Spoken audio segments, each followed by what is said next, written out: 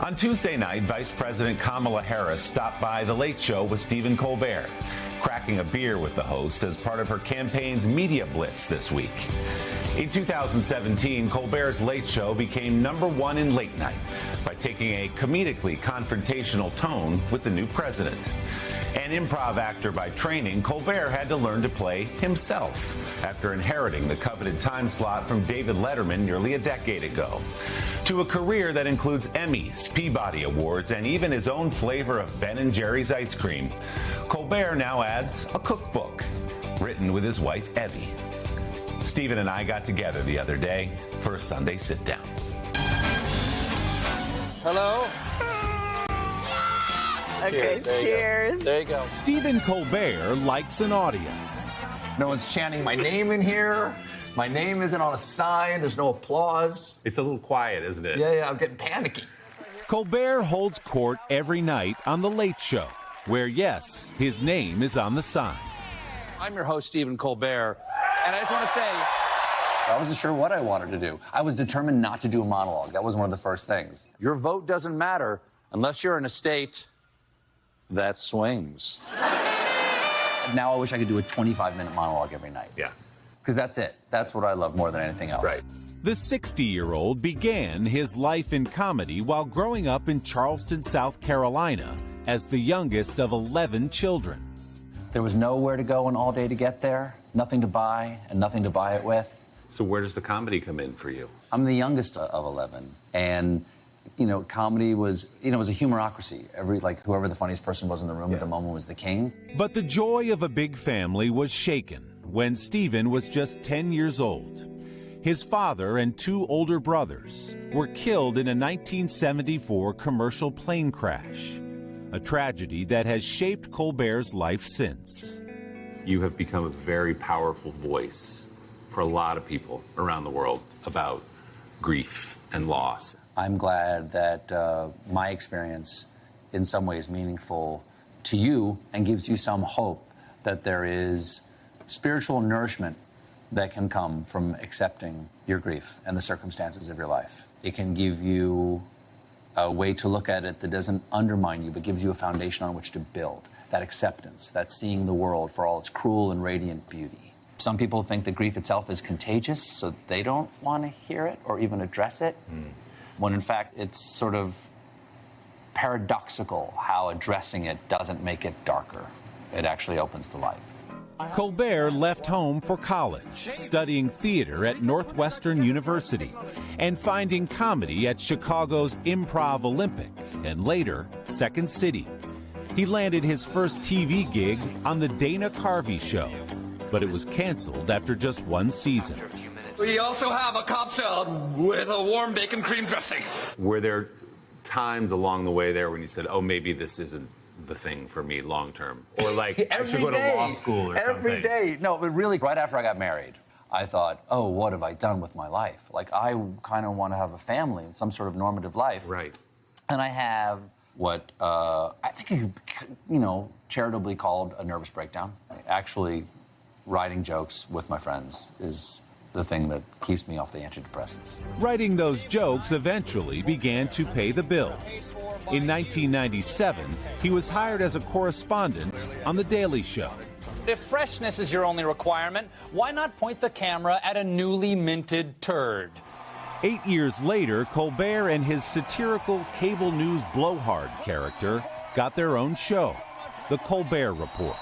And Donald Trump, who tortures Gary Busey Sundays at 9 o'clock. That looks like a dream ticket right there.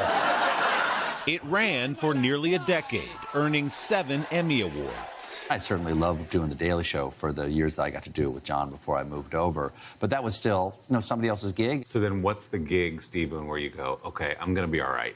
This is a steady job. I think I can make a life out of comedy. Kind of The Colbert Report. I was 41. I remember when it looked like The Colbert Report was going to go, like it was going to last. And I was like, I can't believe how lucky I am. Not only am I doing this thing that I love, but I get to do it in the place that I love. I did this for 20 years before I got trusted with anything big. Things got even bigger in 2015 when David Letterman stepped down from The Late Show on CBS and Colbert stepped into an unusual role. as himself. I've always been acting up until that moment. Right. Yeah. So Then that- suddenly I was me. So was that terrifying? I'm not a huge Exposed? fan of me, it turns out. All I knew about me was that I was Evie's husband. And so every night we had Evie someplace I could see her. And so I could look at her and go, all right, that's who I am. I'm her husband. That helped a lot. Now, Stephen and Evie are working together in the kitchen. Their new cookbook is a collection of family favorites from their shared hometown of Charleston. The title of the book is Does This Taste Funny, which is very clever. And we're talking about... Thank you. You know, I worked for Clever Central for many years. Tell me about the genesis of this cookbook. So during COVID, we were all stuck at home, like everybody was. Yeah. And our eldest daughter, who at the time was 26 or 25 or something like that, she goes, I'm not living at home with you as your child. This is going to be a roommate situation, and as such, I've made a chore wheel. And so one of the things on the chore wheel was everybody cooks a different night. We started rediscovering all these old recipes, these family recipes. Then somebody asked us to write a cookbook. We said, can I do it with Evie? Because it would be much more fun to do with her, because I could make her do all the work and still put my photo on the front. Smart. Yep. Take the credit. Yeah. But do you have one or two favorites in here, like your go-to recipes? Red rice. Red rice is the thing that I would make more than anything else in this. That recipe reminds me of the one I had when I was a kid. And it's half stolen from Alison Roman. Borrowed, inspired by, or you want to just go with stolen? All artists borrow, geniuses steal. That's right. Forgot who said that. Married for more than 30 years with 3 adult children, Stephen and Evie know a good meal includes a great cocktail. Welcome to the party. Thank you so much. Have a little old-fashioned for you. Let's start off with a drink, Yeah. Stephen have a heavy pour, He does have a heavy pour. I just noticed, I do a Mississippi 6. Melt these 2 ice cubes apart. Double. What could possibly go wrong? There you go. This is all in the recipe, too. It's right in the book. But a lot of these come from your side of the family. They do. A lot comes from All mine. food comes from her side of the family. Yeah, my grandmother's recipes, which some of them I didn't even remember because it'd been a long time. But my family's been in Charleston for generations. How much fun doing this book with your husband? So much fun, Yeah? actually. One of us does things on time, one of us doesn't. So I'd get mine all written, and then I'd be like, come on, you got to write your side of it. Come on. Yeah. What? No, that was me. That was me saying that to you. It was therapy. It was therapy. There you go. Cheers to the book. Congratulations. Thank you, Willie. Thank you so much. Stephen does have a generous Charleston pour. You can pick up Stephen and Evie's cookbook, Does This Taste Funny?, wherever you get your books. Our big thanks to Sir Henry's Cocktail Bar in New York for hosting our conversation. Don't forget to subscribe to the Sunday Sitdown podcast to hear the full extended interview with Stephen Colbert, including his near-violent rage about restaurants leaving the tails on shrimp, among other culinary hang-ups.